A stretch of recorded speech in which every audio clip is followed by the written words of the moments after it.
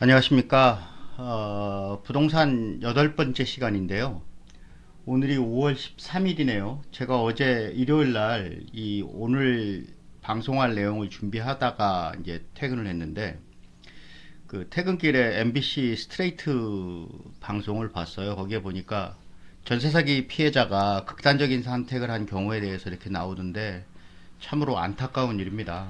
실제로 주식이나 부동산이 큰 손실을 맺거나 도저히 타개할 수 없는 방법이 생길 때는 그런 안타까운 선택을 하는 경우가 많은데, 결국 우리가 지금 이렇게 부동산과 주식을 알고자 하는 것이 물론 이익을 탐하고자 하는 것도 있습니다만은 살아가는 데 있어서 큰 어려움이 없도록 하기 위해서 미리 준비하는 것이다 생각해서 아무튼 그런 계기가 됐으면 좋겠습니다.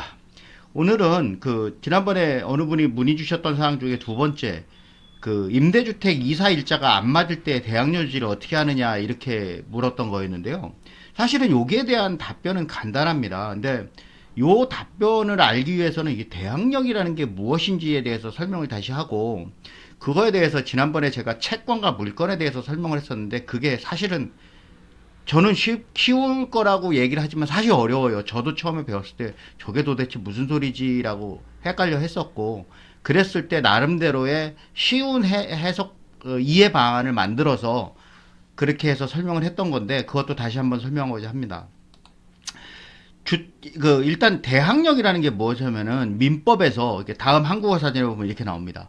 이미 성립한 권리관계를 제3자가 인정하지 않을 때 이를 물리칠 수 있는 법률상의 권리와 능력. 이게 좀 어렵죠. 그러니까 딴 사람이 내가 기존에 한 계약을 인정하지 않아. 근데 이거를 네가 그렇게 안 인정하지 않은 거를 내가 거부할 수 있는 그런 능력을 대항력이라고 합니다. 근데 전세주택 보증금은 당연히 돌려받은 거 아닌가요? 그렇게 생각하지 않나요, 일반적으로? 근데 당연한 건데 왜 대항력 같은 게 필요하지? 당연히 돈 받아야 되잖아요. 이런 걸 생각해 봐야 됩니다. 그래서 먼저 친구들 사이에서 돈을 빌려줬을 때를 가정해 보자고요. 김일성이하고 홍길동이는 친구입니다. 근데 김일성이가 홍길동에서 돈을 10만 원 빌렸어요. 근데 김일성이가 돈을 안 갚으면 어떡하죠? 그리고 김일성이가 도망가면, 김일성이가 사망하면, 이 결론은 이 돈 10만 원 못 받아요. 그럼 10만 원 안 받을 수도 있죠. 그것 때문에 큰 문제가 안 되니까. 그런데 만약에 금액이 10만 원이 10억이면 10만 원, 아니 물론 모르겠습니다. 돈이 얼마나 많으면 10억이 우습게 생각할지 모르겠습니다만 10억은 누구에게나 큰 돈이에요. 그래서 10억을 김일성이 홍길동에서 돈을 10억을 빌렸는데 안 갚으면 어떻게 할까요? 먼저 민사소송을 제기하겠죠. 돈 돌려다오. 그러면 당연히 승소하고 돈 돌려줘야 판결을 내겠죠. 근데 이렇게 승소가 나도 김일성이가 이 돈을 다 쓰고 돈이 없으면 어떡하죠? 결국 똑같아요. 못 받아요. 못 받습니다. 물론 이 승소 판결을 가지고 김일성이 가지고 있는 재산에다가 압류를 걷어서 경매 신청하고 이런 등등의 절차를 거쳐서 김일성이가 재산이 있으면 그 재산에서 돈을 회수해 올 수 있어요. 하지만 김일성이 돈이 없으면 못 받아요. 못 받습니다. 그래서 채권 채무 관계가 존재하더라도 법원이 인정하는 거잖아요. 승소 판결을 했던 놈은. 근데 실제 돈을 갚은 능력이 없을 경우 이럴 때 담보가 필요한 겁니다. 그래서 돈을 빌려주고 빌려받는데 담보가 설정하고 빌려주는 거를 담보부 채권이라고 해요. 이게 예를 들어서 이게 근저당권. 그래서 은행이 부동산을 담보로 돈을 빌려주는 거죠. 이 담보라는 거는 네가 돈을 안 받았을 때, 안 돌려줬을 때, 안 갚을 때 네가 근저당권을 설정한 그 부동산을 내 마음대로 처분해서 그 처분한 금액에서 돈을 변제해도 좋아라는 뜻이거든요. 그런데 이렇게 담보가 없는 채권이 무담보 채권이 없을 무자 담보가 없는 채권인데 대표적으로 이게 신용카드입니다. 좀 대학생 혹은 얼마 전에 중고등학생도 뭐만 되면 신용카드를 발급해준다 사회적인 문제가 된 적이 있어요. 왜냐하면 경제적인 통제 권한이 없는, 정확한 판단력이 없는 학생이 신용카드를 무분별하게 반영해서 쓰고, 신용카드 회사에는 오히려 좋겠죠. 어차피 부모가 갚아주니까. 근데 부모가 못 갚아줄 경우 그 사람이 신용불량자가 됩니다. 그러면 사회적으로 심각한 문제가 되죠. 그런 문제가 발생하는데 어찌됐든 이 신용카드라는 거는 신용카드를 그냥 예를 들어서 가맹점에 가서 써요. 5만원, 10만원, 100만원 이렇게 쓴단 말입니다. 그 한 달 후에 이걸 갚아야 되는데 못 갚잖아요. 근데 갚을지 안 갚을지 못 믿을 상태에서 신용카드는 그냥 결제가 됩니다. 그래서 크레딧이 신용, 외상이라는 뜻이에요. 크레딧 카드를 사용해서 결제를 하는데 결국은 이게 대표적인 담보 없는 채권입니다. 그런데 주택 임대차 계약에서의 보증금은, 즉 전월세, 주택 임대차 계약이 어렵죠. 전세 월세 계약에서의 보증금은 들어가서 사는 사람이 나중에 돌려받을 돈이잖아요. 그런데 돌려받아야 되는데 이게 담보가 없는 무담보 채권입니다. 이 무담보 채권 1번, 2번 중에 담보가 없는 무담보 채권이에요. 그러니까 세입자 입장에서 이 돈을 받아야 되는데 이 돈을 집주인이 안 돌려주면 내가 그 집을 그냥 떠안으면 되지 않느냐, 이렇게 생각하는 거는 그냥 그냥 가벼운 생각이고, 법률적으로는 담보 없이 된 계약서예요. 이 계약서 어디에도 보증금을 돌려받지 않으면 부동산을 이미 처분해 줬습니다라는 게 없죠. 때문에 이거는 무담보 채권의 무담보 계약입니다. 이게 중요한 거예요. 그래서 이게 제가 지난번에 전세계약시 주의사항 때 설명할 때 권리는 물건과 채권으로 나뉘고 물건은 이렇게 해서 설명을 했고, 여기서 제가 제일 중요한 거는 전세 보증금은 물건이 아니고 채권이다. 그래서 이게 문제다라는 설명을 했는데 요거를 제가 준용을 해서 말씀드리면 요거 이제 지워버리고요. 복잡하니까. 물건에 대한 권리다. 그냥 제가 이게 물건에 대한 권리라고 이용해서요. 물건, 부동산에 대한 권리다 이렇게 생각을 하시고, 채권은 그냥 돈을 받을 수 있는 권리예요. 다른 어떤 거에 대한 권리가 없습니다. 그냥 돈만 받을 수 있는 권리예요. 근데 전세 보증금은 물건에 부동산에 대한 권리가 아니고 돈만 받을 수 있는 권리이기 때문에 이게 문제가 생기는 거예요. 근데 이 전세 보증금은 채권이지만 대항력을 갖추면 물건으로 인정해야 되는 특별법이 생긴 겁니다. 그래서 이게 주택임대차보호법이라는 게 생긴 건데요. 이게 1981년도에 생겼네 보니까. 그대로 읽어드리면, 주택임대차보호법은 주택 소유자에 비해 상대적으로 사회적 약자인 임차인을 보호하기 위해 5공화국 당시인 1981년 3월 5일 제정된 특별법으로 국민의 주거생활 안정을 목적으로 하고 있으며 등등등 이렇게 나옵니다. 이게 뭐냐면, 그 전에 예를 들어서 내가 전세를 들어갔어요. 뭐 1억 5천짜리 이렇게 고전이니까 1,500만 원짜리 집인데 내가 여기 1,000만 원짜리 전세를 들어갔습니다. 그런데 이 전세가 있는 상태에서 집주인이 이 집을 다른 사람한테 팔아먹었어요. 1,300만 원에 싸게 팔아먹었어요. 그리고 나서 딱 들어왔는데 누가 살고 있는 겁니다. 야, 당신 나가, 그러는 거예요. 내가 왜 나가? 나는 이거 전세 계약을 했는데 전주인이랑. 그건 전주인이랑 한 계약이고 나랑은 상관없잖아. 그러니까 나가. 그러면 이 세입자는 한 푼도 못 건지고 집을 비워줘야 돼요. 왜? 집주인이 요구하니까. 그런 황당한 일이 있었어요. 그러니까 그런 거를 보호하기 위해서 국민의 주거생활 안정을 목적으로 하고 있으며 이렇게 만들어진 거고요. 나무위키의 주택임대차보호법 관련된 내용을 보면, 임차인 보호를 위해 주택임대차에 관하여 다음과 같은 특례를 구정하고 있다 하면서 주요 내용은 임대차 기간 2년의 기간을 보장하는 거예요. 그 다음에 차임이나 보증금의 증액의 제한 몇 퍼센트 이상 올리지 말아라, 이런 게 있습니다. 그 다음에 보증금의 월차임 전환 시 산정률에 대한, 예를 들어 뭐냐면은 전세 보증금이 1억이고 월세가 1,000만 원인데 나 그냥 전세 보증금 5천만 원을 내리고 나머지 월세로 더 받고 싶어, 이럴 수 있죠. 그러면 5천만 원을 내린 거에 대해서 월차임을 얼마로 변환할 거냐, 그때 그 산정률을 몇 퍼센트 이하로 하라라고 제한하는 거예요. 그 다음에 제일 중요한 게 대항력을 부여하는 겁니다.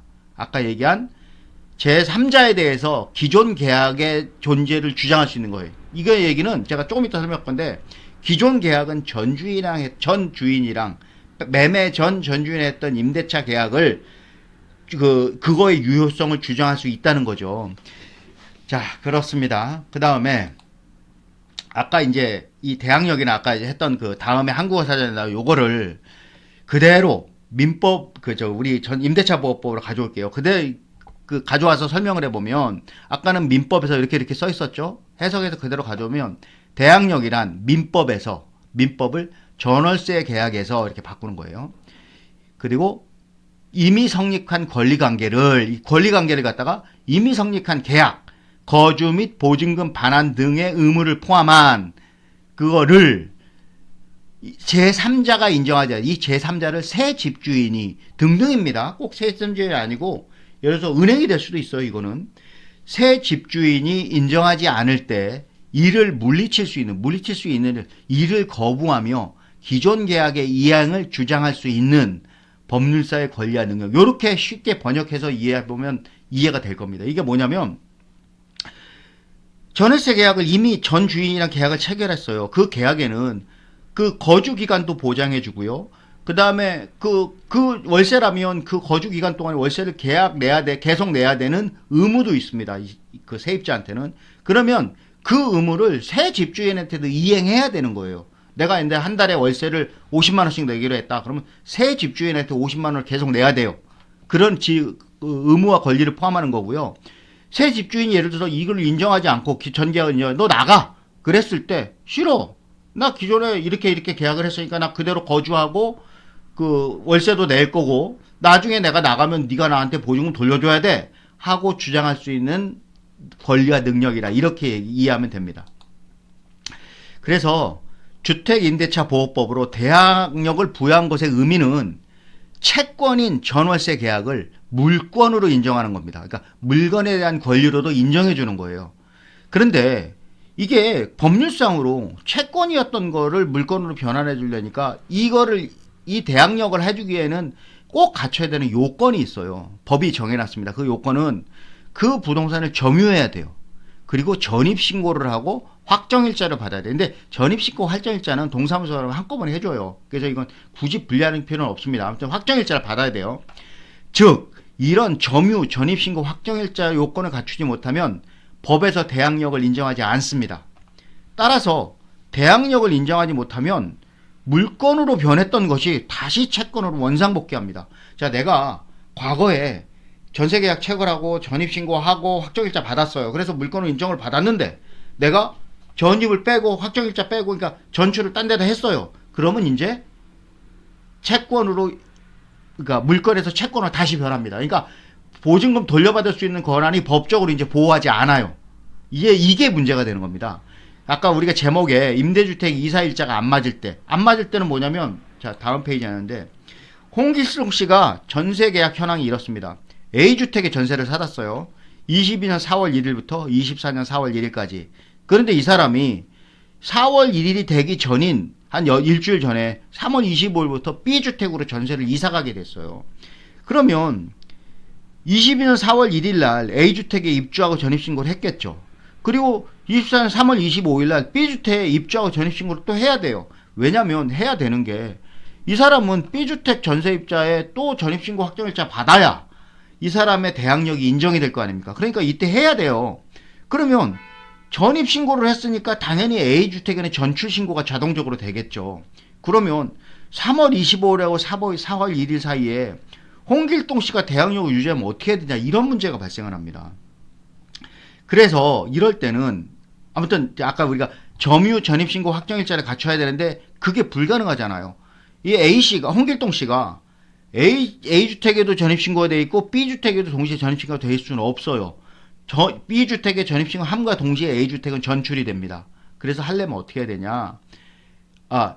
요거는 A주택의 대항력 완성, B주택의 대항력 완성인데 요때 요 시점에 A주택하고 B주택의 대항력을 동시에 할 수가 있는 거를 찾는 거죠. 그래서 방법은 A주택과 B주택의 동시 대항력 유지하는 방법이 뭐냐 이걸 찾아야 되는 건데 일시적인 중복 대항력 유지 방법으로 가족 중 일부만 먼저 B주택에 전입신고를 하고 나머지 사람들은 아직 여전히 A주택에 전입을 유지하는 겁니다. 그런 방법이 있어요. 그런데 안타깝게도 1인 가구는 이게 불가능하겠죠. 가족이 최소한 2명 이상 있어야 한 사람은 B주택에 전입신고를 하고 다른 사람은 A주택에 전입을 유지하는 이런 방법이 있습니다. 그 다음에 아까 그 점유라고 하는 것은 꼭 그 집에 진치고 살고 있어야만 점유가 아니고요. 그 집에 비밀번호를 확보하고 있고 열쇠를 갖고 있어서 다른 사람이 못 들어오게 막을 수 있다. 그러면 점유로 인정이 됩니다. 굳이 뭐 거기다 물건을 꼭 쟁여놔야 된다. 그럴 필요는 없어요. 그래서 그냥 실무에서는 그런 약간 의자 하나를 갖다 놓는다든가 하는 식으로 해서 점유를 좀 더 그 점유의 인정력을 강화하려고 하기도 합니다. 아무튼 그런 게 있습니다. 그리고 이렇게 중복되는 전세보증금. 어찌됐든 A주택도 전세를 두고 B주택 전세를 하면 이게 돈이 뭐 1, 2천만 원도 아니고 억 단일 텐데 그거에 대한 보증금의 부담이 있겠죠. 그런 거에 대한 위기 해법으로 저도 얼마 전에 이제 그 우대식님을 통해서 배운 건데 서울시 이사시기 불일치 보증금 대출 제도라는 게 있다네요. 그래서 요거를 받으면 아주 여기 뭐 자, 기존 임대주택의 집주인으로부터 보증금을 반환받지 못한 상태에서 새로운 곳에 임차주택을 계약한 세입자를 지원하는 정책 이렇게 되는데 물론 이건 한도가 있습니다. 3억 이하의 등기제 주택에 한해서만 가능하고요. 아파트, 빌라, 오피스텔만 가능합니다. 단독주택, 다가구주택 다 안 돼요. 그리고 금액은 1억 8천 한도입니다. 그리고 금리는 1.8%의 아주 획기적인 이자라서 물론 이게 단기입니다. 뭐 하루 이틀도 될 수 있고요. 한 달 정도 이렇게 그게 이제 서울시가 인정하는 기간 동안에만 일시적으로 빌렸다가 갚는 그런 제도입니다. 아무튼 이 일자가 안 맞을 때 대항력을 지키는 게 왜 중요한지 그걸 그 대항력을 잃었을 때 그러면 채권과 물건의 관계가 어떻게 되는지 요거를 이해를 좀 돕기 위해서 설명을 드렸습니다. 예, 수고하셨습니다.